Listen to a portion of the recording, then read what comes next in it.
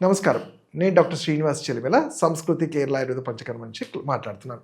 ఈరోజు మనం డిస్కస్ చేసే టాపిక్ వచ్చేసి పైల్స్. పైల్స్ అంటే అందరికీ తెలిసే. దాన్ని అర్షమూలలు అంటాము. మెడికల్ టర్మినాలజీలో హెమరాయిడ్స్ అంటాము. అయితే మీరు ఈ పైల్స్ అనగానే ఫస్ట్ ఇది ఏంటి, చాలామందికి ఒక కన్ఫ్యూజన్ ఉంటుంది. మనం మోషన్ పాస్ చేస్తున్న దగ్గర నొప్పి కానీ, మోషన్స్ దగ్గర ఏదైనా ఇబ్బంది అవ్వగానే ఫస్ట్ దాన్ని పైల్స్ అని అనుకుంటారు.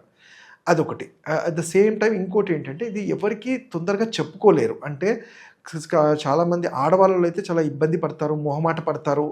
కొన్నిసార్లు డాక్టర్‌తో కూడా ఓపెన్ అప్ అవ్వరు. ఎప్పుడైతే అది ముదిరి దాని కాంప్లికేషన్స్ అవుతాయో, అంటే చాలా పెయిన్‌ఫుల్‌గా అయిపోయి ఇబ్బందులు అవుతుందో అప్పుడే డాక్టర్ దగ్గరికి కలుస్తూ ఉంటారు. కానీ ఇది మనం జనరల్‌గా మిగతా హెల్త్ ప్రాబ్లమ్స్ ఎలా మనకి ఇబ్బంది అనిపించిందో ఇమ్మీడియేట్‌గా ఎప్పుడైతే మీరు ఒక ఆయుర్వేద వైద్యుడిని కలుస్తారో, వీటి కాంప్లికేషన్స్ నుంచి మనం తప్పకుండా వీటిని అవాయిడ్ చేస్తూ ఈజీగా పైల్స్ అనేది తగ్గించుకోగలుగుతారు. అయితే నేను ఫస్ట్ చెప్పినట్టు మనము పైల్స్ అంటే ఏంటి అంటే ఒక కన్ఫ్యూజన్ కూడా ఉంటుంది. మోషన్ దగ్గర వెళ్ళగానే పెయిన్ వచ్చింది, బ్లడ్ పడింది అనగానే అది పైల్స్ అనుకుంటారు. బట్ నిజంగా చెప్పాలంటే ఎప్పుడైతే ఒక ఆయుర్వేద వైద్యుడిగా దాని గురించి తెలుసుకొని అబ్జర్వ్ చేసి కానీ అది మన పైల్సా కాదా అని చెప్పలేము. ఎందుకంటే మోస్ట్లీ పైల్స్ దగ్గర ఒకటి ఏంటంటే, పైల్స్ అంటే చిన్న బొడిపల్లాగా బయటికి ప్రొట్రూడ్ అయ్యి వచ్చే వాటిని మనకి చిన్నగా మొటిమల్ లాంటి, పెద్ద మొటిమల్ లాంటి యానస్ రీజన్ దగ్గర ఉంటాయి. అవి బయటికి కనబడేవి మనకి ఎక్స్టర్నల్ పైల్స్ అంటాము. లోపల కూడా పేగుల లోపల ఉంటాయి, అవి ఇంటర్నల్ పైల్స్ అంటాము. అవి తెలియదు కాబట్టి ఇవి మోషన్ పాస్ అయినప్పుడు పెయిన్ ఉంటుంది. అలానే బ్లీడింగ్ వచ్చేది, కొన్నిసార్లు మోషన్ వెళ్ళినప్పుడు అవి రప్చర్ అయ్యి బ్లీడింగ్ అవుతూ ఉంటుంది. దాన్ని బ్లీడింగ్ పైల్స్ అంటాము. కొన్ని నాన్ బ్లీడింగ్ పైల్స్ అంటాం. వీటిలో పెయిన్ తప్ప, అంటే పైల్ మాస్ ఉంటుంది కానీ ఎటువంటి బ్లీడింగ్ ఉండదు. అలానే ఇవి పొజిషన్ వైజ్, క్లాక్ వైజ్ కూడా ఉంటుంది. 3:00, 7:00 ఇలా పొజిషన్స్లో కూడా ఉంటుంది. అయితే ఇది పైల్స్ ఉంటుంది. ఇది కాకుండా ఎప్పుడైతే మేము అబ్జర్వ్ చేస్తామో కొన్ని సందర్భాల్లో ఇవి ఫిషర్ కూడా ఉండే ఛాన్సెస్ ఉంటాయి. ఫిషర్ అంటే చిట్లిపోవటం అంటాము. అంటే ఆ యానల్ రీజన్లో ఉండే మజిల్ చిట్లిపోయినప్పుడు అక్కడ చిన్న పస్లాగా కానీ పెయిన్ఫుల్గా ఉంటుంది. ఇది జనరల్గా మందులతో కంట్రోల్ అవుతుంది. ఇంకో కాంప్లికేటెడ్ ప్రాబ్లం ఏంటి అంటే ఫిస్టులా అంటాం. అంటే ఇది జనరల్గా మనకు కనబడదు, పేషెంట్కి ఎవరికి వాళ్ళు చూసుకోలేరు కానీ అది పైల్స్గానే కన్సిడర్ చేసుకుంటారు. బట్ ఎప్పుడైతే వైద్యుడిగా మేము చూస్తామో ఫిస్టులా అనేది ఏంటంటే అది పైల్ మాస్ లాగా కాకుండా బయట నుంచి ఓపెనింగ్ అంటాం, చిన్న రంధ్రం లాగా ఏర్పడి లోపలికి పేగుల వరకు వెళ్ళే ఛాన్సెస్ ఉంటుంది. అండ్ అది సరైన టైంలో ట్రీట్ చేయకపోతే క్యాన్సర్గా కూడా టర్న్ అయ్యే ఛాన్సెస్ ఉంటుంది. పస్ కూడా వస్తూ ఉంటుంది. సో అందుకని అది పైల్సా, ఫిస్టులా, ఫిషరా అనేది ఫస్ట్ మనం అనలైజ్ చేయాల్సి ఉంటుంది. ఫస్ట్ డయాగ్నోస్ చేయాల్సి ఉంటుంది. చూసిన తర్వాత దానికి ట్రీట్మెంట్ అనేది ఉంటుంది. అయితే ఈ మూడింటికి కూడా ప్రాపర్ టైంలో ట్రీట్మెంట్ చేయగలిగితే అన్నీ కంట్రోల్ అవుతుంది. ఒకవేళ ఫిస్టులాకి నిజంగానే సర్జికల్గా అవసరం అనుకుంటే ఆయుర్వేదంలో చెప్పినట్టు శల్య చికిత్స అయినా క్షారసూత్ర అనేది హెల్ప్ అవుతుంది.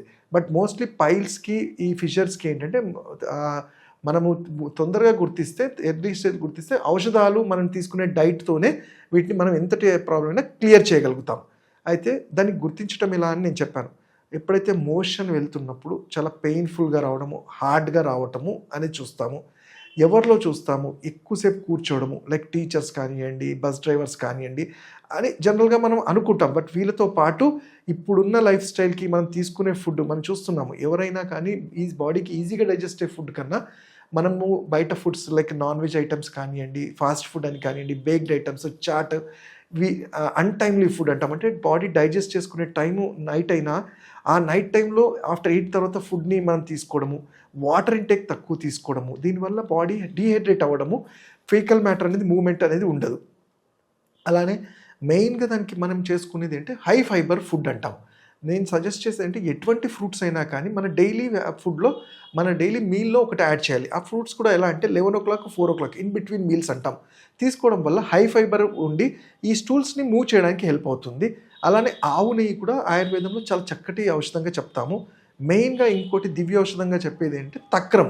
బాగా చిలికిన మజ్జిగని రోజు ఒక గ్లాస్ తీసుకోవడం వల్ల ఈ పెరిస్టాల్టిక్, ఇంటెస్టైన్స్లో పెరిస్టాల్టిక్ మూవ్మెంట్ పెరిగి ఫీకల్ మ్యాటర్ అక్కడ అడ్డుపడకుండా రోజు క్లీన్స్ అయిపోతుంది. ఎందుకంటే మీరు పైల్స్కి రీజన్ చూసుకుంటే మోషన్ సరిగ్గా అయిపోవడము, కాన్స్టిపేషను, అలానే ఈవెన్ ప్రెగ్నెన్సీ లేడీస్లో కూడా కామన్గా చూస్తుంటాము. అధిక బరువు ఉన్నవాళ్ళు, టైంకి ఫుడ్ తీసుకోని వాళ్ళు, ఇవన్నీ అవుతాయి. సో ఇవి కంట్రోల్ చేస్తే పైల్స్ అనేవి మన బాడీ అనేది రిపేర్ చేసుకోవడానికి హెల్ప్ అవుతుంది.